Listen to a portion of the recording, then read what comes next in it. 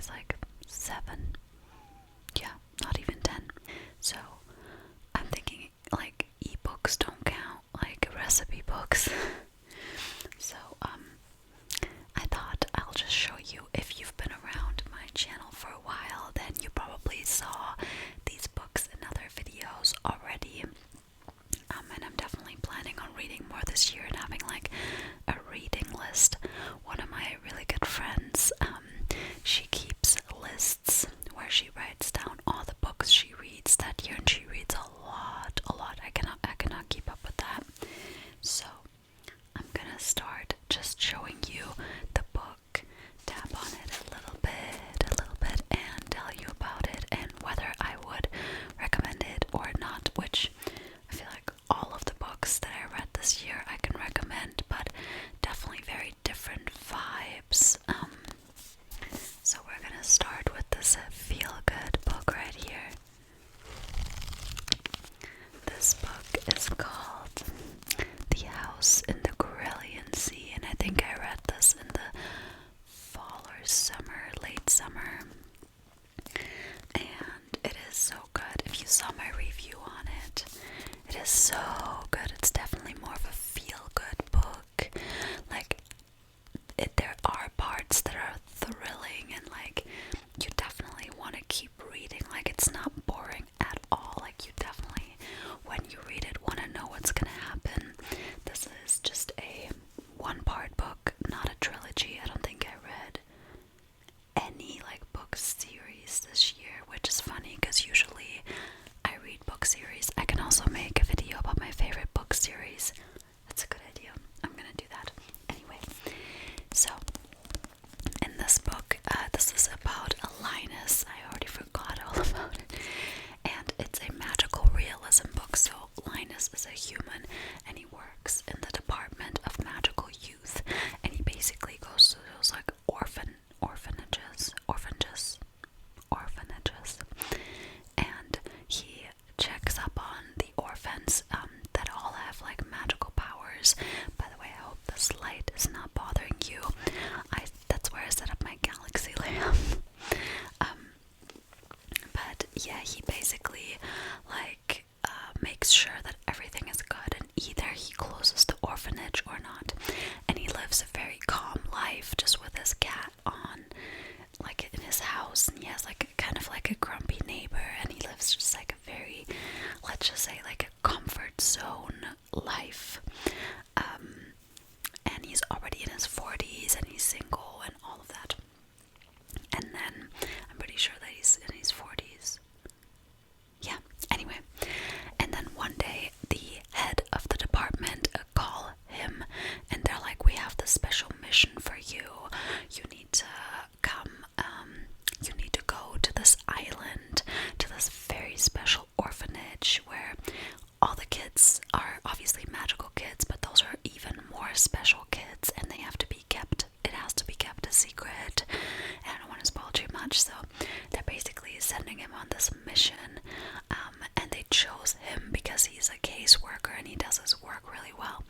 So he goes on this adventure, and it's like very uncomfortable for him, and you know, he doesn't like to go out of his comfort zone. And then he goes there and he meets the master of the orphanage, Arthur, and he meets the kids, and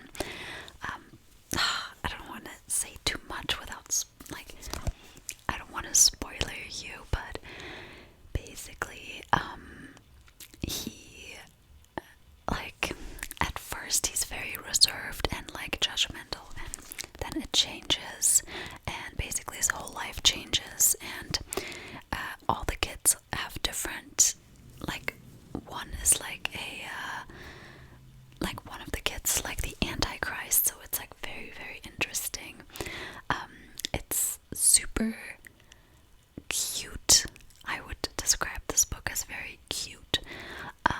So The House of the Cerulean Sea by T.J. Clooney.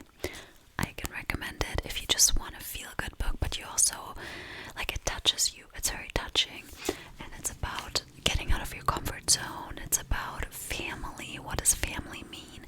What does belonging mean? So I can recommend it. It's also LGBTQ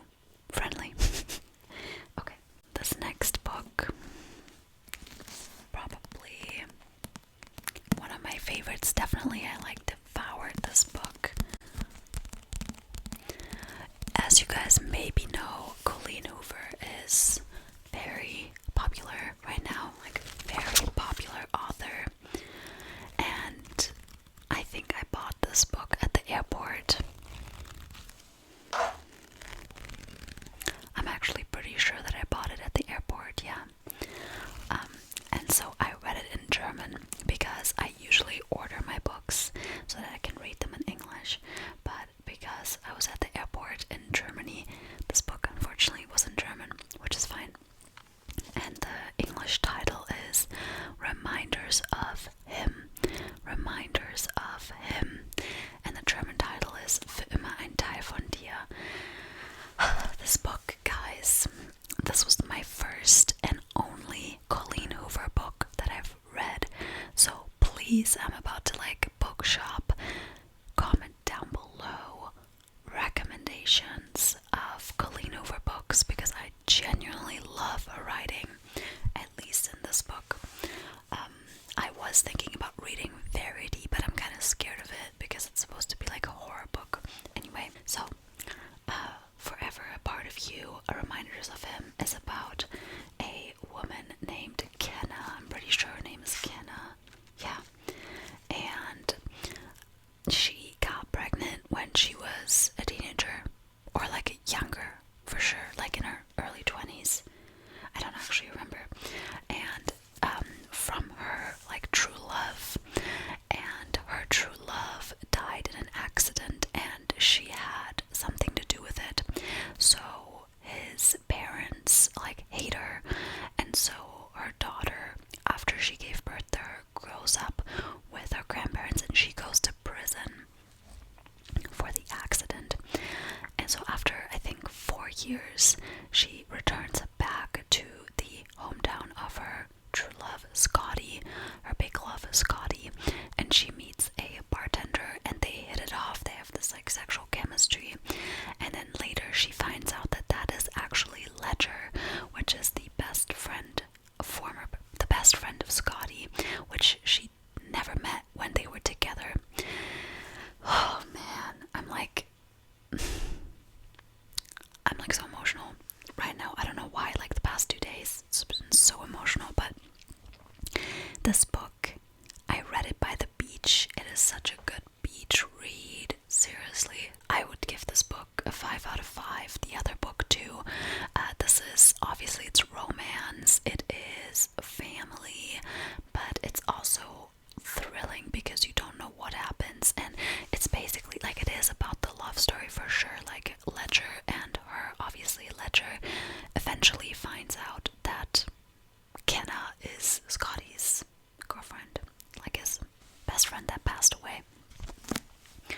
But I would also say that this is mostly about just like a mother fighting for her kid, and like the grandparents, like they hate her so much, like they don't want her to see her kid, and it's so heartbreaking, but it's so good, and it's written from Kenna's perspective and Ledger's perspective, and I actually find Ledger as a character very interesting because his role in the whole, because he's also very involved with the girls, like with Kenna's daughter's life, and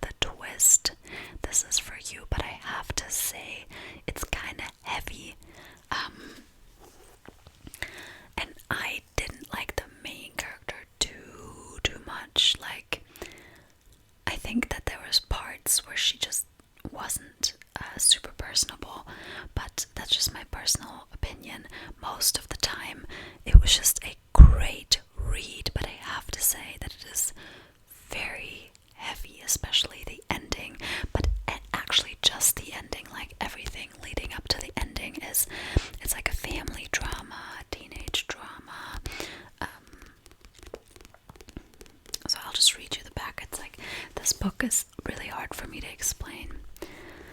If anyone asks you how it ends, just lie. We are Sinclairs. We live, at least in the summertime, on a private island off the coast of Massachusetts. Perhaps that is all you need to know, except some of us are liars. Like, I'm getting goosebumps because I know the book.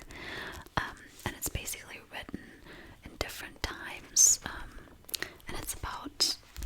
Can I see, like, is there another explanation?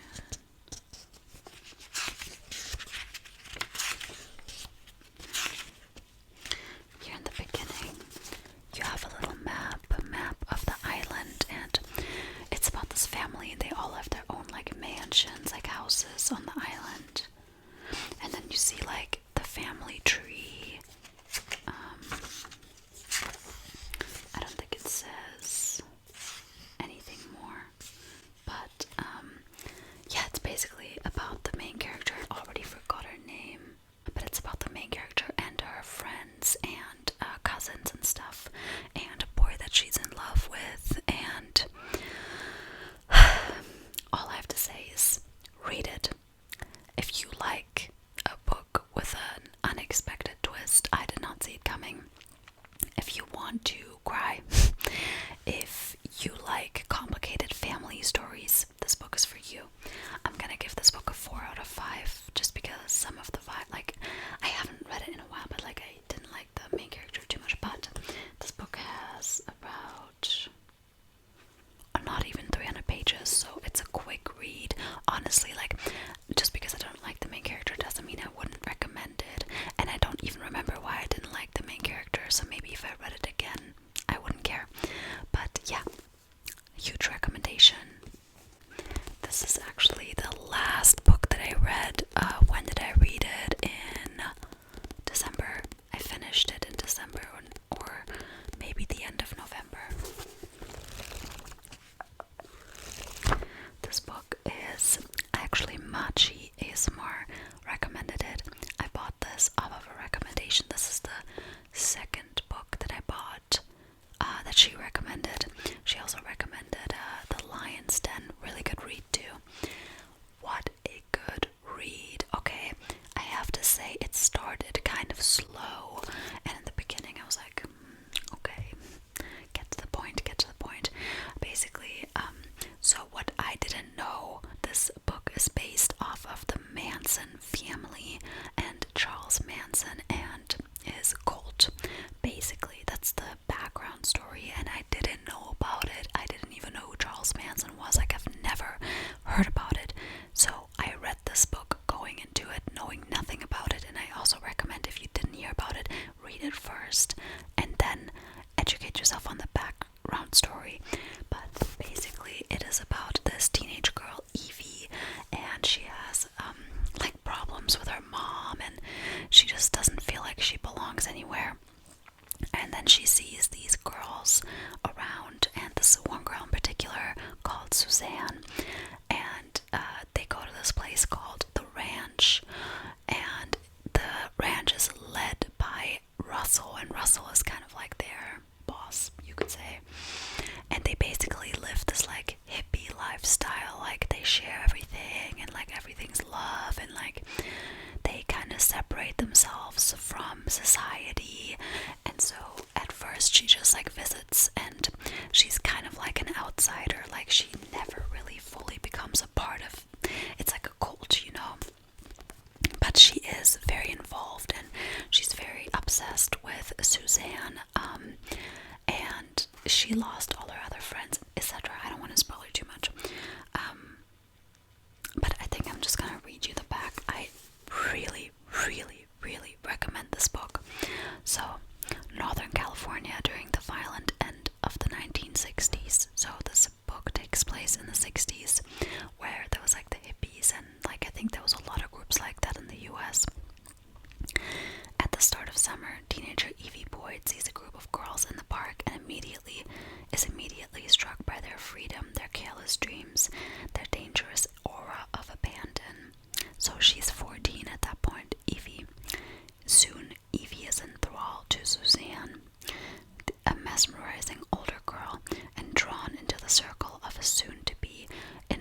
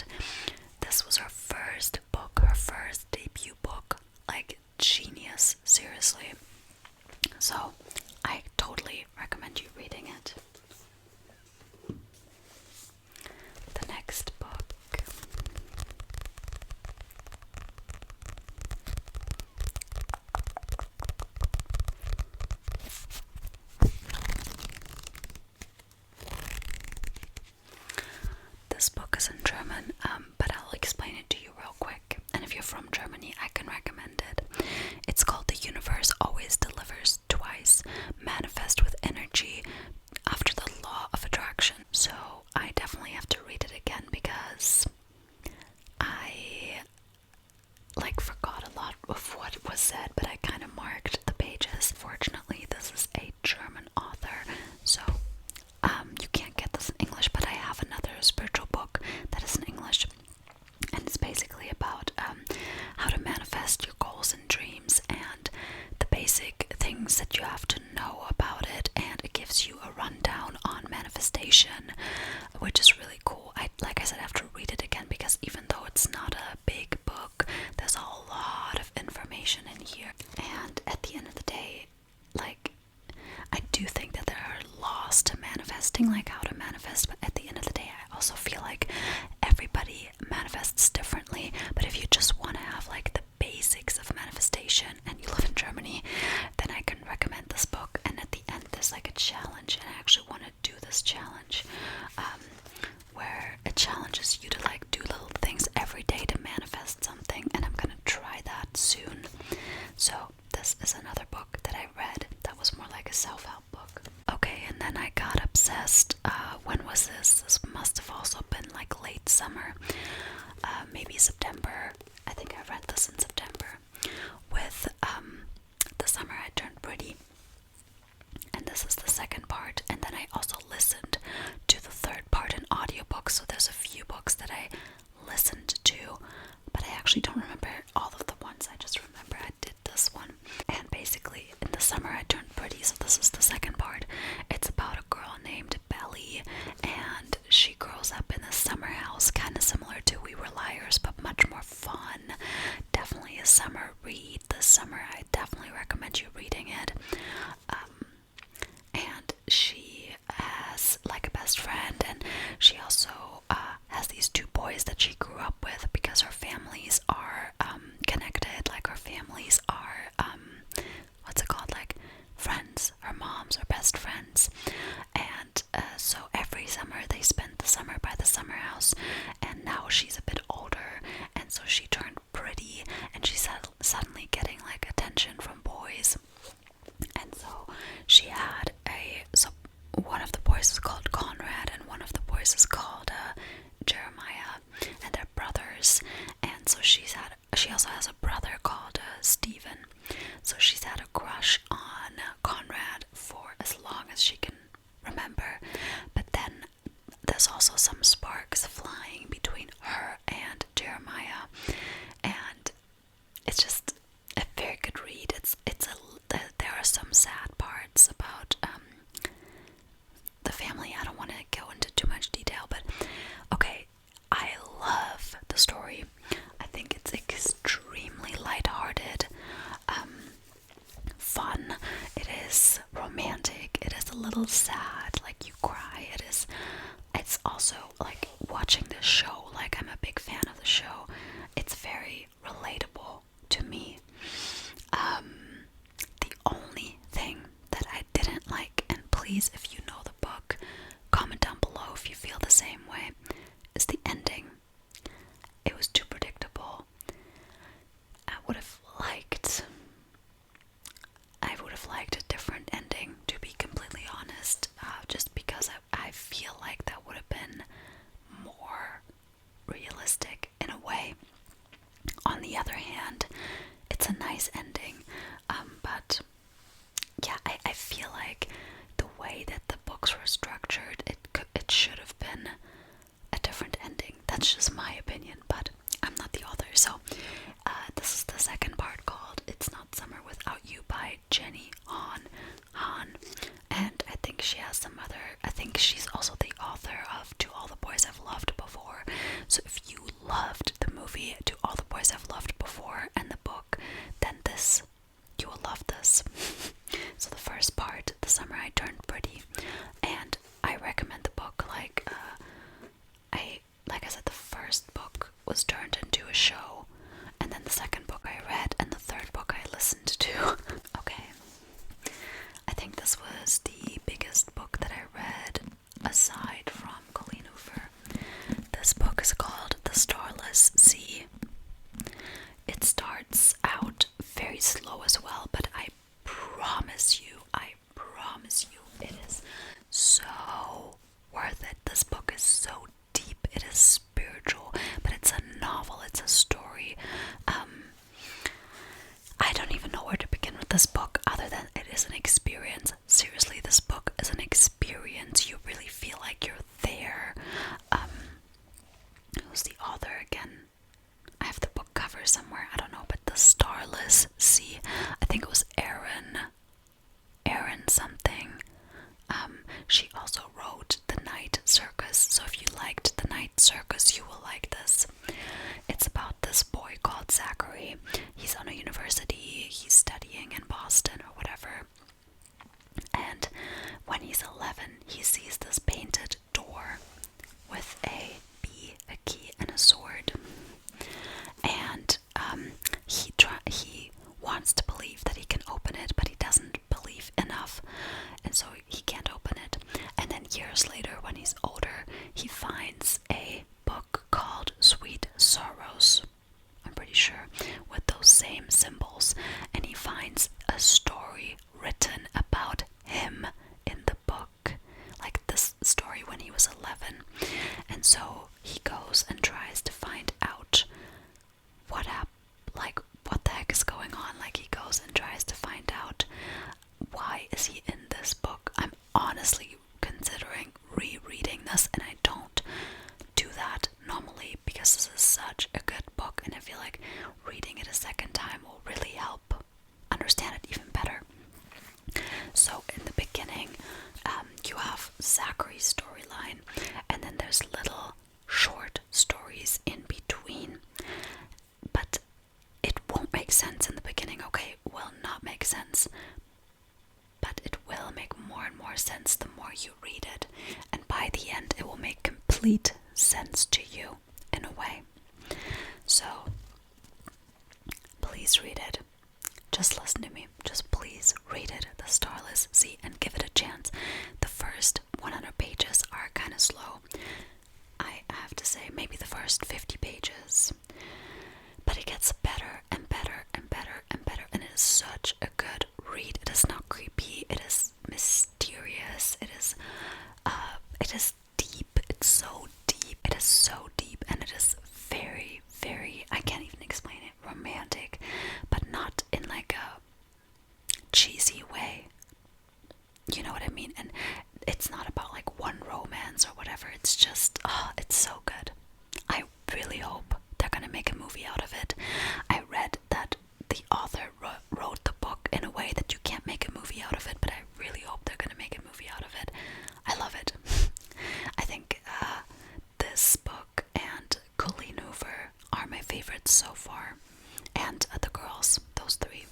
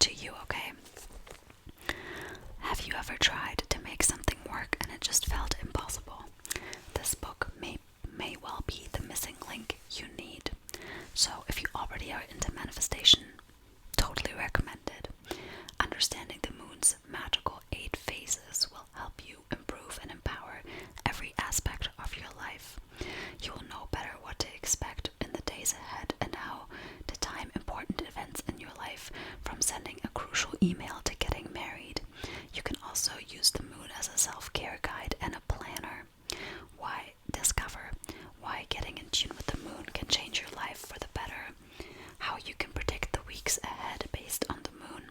Powerful rituals and ceremonies for working with the moon. How to work with each new moon to create magic in every part of your life. Why the high point in the lunar cycle, the full moon, is a powerful time for shifting blocks and practicing forgiveness. The benefits of working with the energy of the moon of any given day. You'll also learn affirmations, visualizations, etc. So, I have to say, I did maybe 3 new moon ceremonies, maybe 1 full moon ceremony, but I have been more aware of the moon ever since reading this book, and I want to start doing it again, maybe this month, because it's just fun. I have to say, I don't stick to it like 100%. I don't know, maybe I should, but I have this app on my phone where it says what moon we have. Like, you can just download like a moon app and it tells you exactly when is full moon, when is new moon, and I've definitely noticed some like changes